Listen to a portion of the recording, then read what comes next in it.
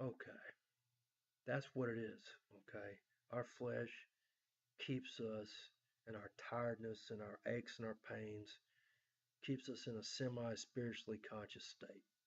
But whenever the flesh is gone and we're just nothing but spirit and soul, that's gone. We are totally aware of everything.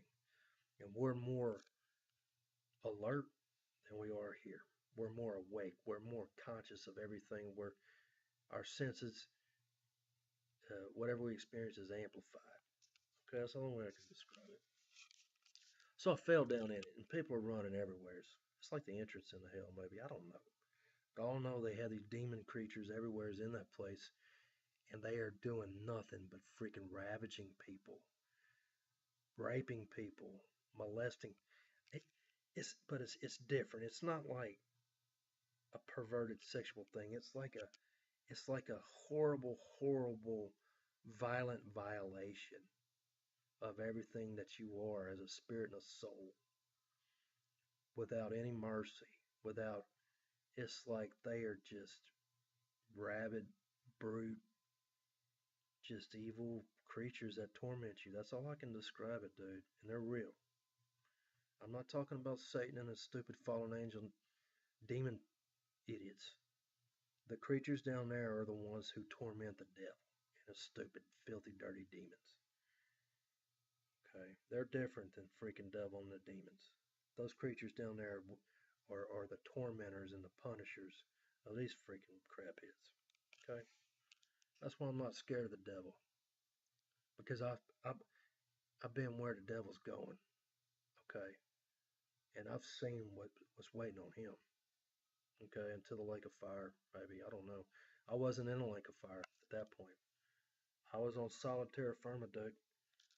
And anyways, I was trying to get away from him, man. I hit it as hard as I could, dude. And when I seen where I was at, I was so freaking terrified and full of freaking horror. I panicked. I tried to get away from that, dude, because I knew that they were coming after me, man. And the weird thing was, the ground that I was on, barbed wire came up out of the ground and wrapped my legs up and punctured my freaking skin and punctured my flesh in my body, wrapped me up and caught me and freaking hog-tied me, dude, is what it did. Like a calf getting roped. And I fell on the freaking ground. I was like, oh my God, here they come. And they got a hold of me, dude. And the Lord let me experience that for maybe, it probably wasn't even 2 seconds, because that's all I could handle. Okay. And you know what? When I woke up out of that horrible freaking experience, and it wasn't a dream, it was real. Paul the Apostle got caught away to the third heaven. Okay. And so did John the Revelator in the book of Revelation. He actually went to the third heaven. Okay. When he was on the Isle of Patmos, he went there. It wasn't some dream, man. It wasn't some hallucination from freaking peyote. I mean, it was real. Okay. It was real.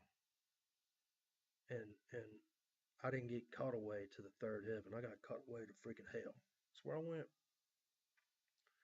That's why I'm not scared of anything or anyone. I'm not scared of the devil because like I said, I got, I, I got given the how to. Okay, it wasn't sexual. Okay, or perverted, but it was horrible, horrible violation of everything that my soul and my spirit was, and it was like bloodthirsty freaking animals just tearing me a freaking apart. I couldn't do nothing about it, dude, except take it. I couldn't get away. I was wrapped up in freaking barbed wire, dude, and I wasn't going nowhere. So I couldn't move. I just had to sit there and just I closed my eyes and I can't even really remember the details. And I'm glad because it was freaking traumatic. And anyways, that's what happened. So I woke up, and guess what? When I woke up, my feet were just like that on my bed the way I was when I woke up in that dream, which wasn't a dream. I was caught away into that world in my spirit and soul. I was in the same exact position as I was right before I slid down the freaking chute. When I woke up in this world, I was laying exactly like that. And I woke up and I freaked out and I jumped up out of that bed, dude. And I was hyperventilating, man. I was repenting, man. I was begging God to forgive me, bro. I was. I was begging. I didn't want to go back there. Okay.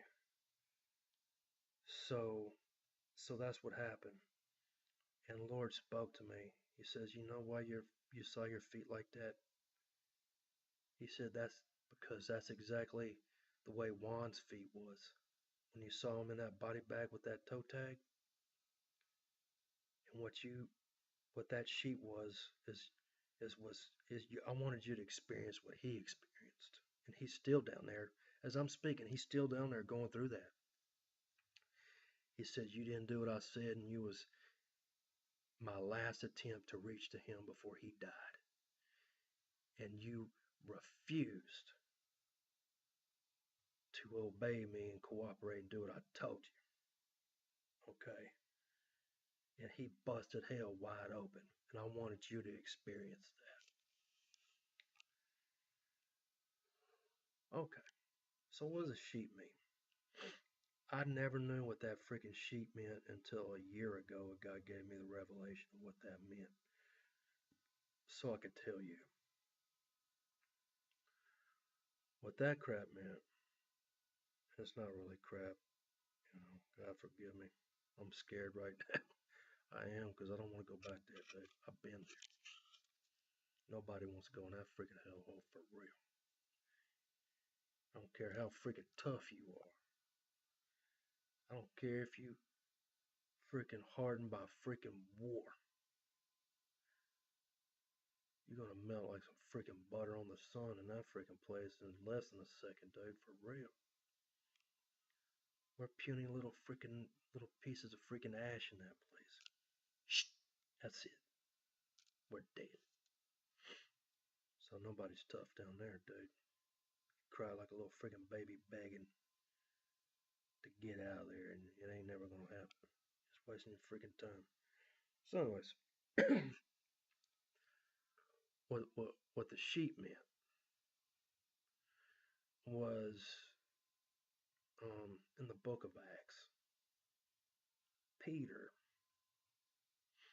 was on top of a roof of his friend's house, and God gave him a vision of a sheet coming down from heaven, full of four-footed beasts and creeping creatures like reptiles, and it was all the animals that were considered unclean in the Mosaic law according to their kosher diet that they were forbidden to eat. And God told Peter, he said, "Peter, rise, kill and eat." But God was telling him to kill them animals and to eat them, cook them and eat them, you know. But Peter said no. He said, "Nothing unclean or common has ever entered through my mouth and crossed my lips." You stay tuned.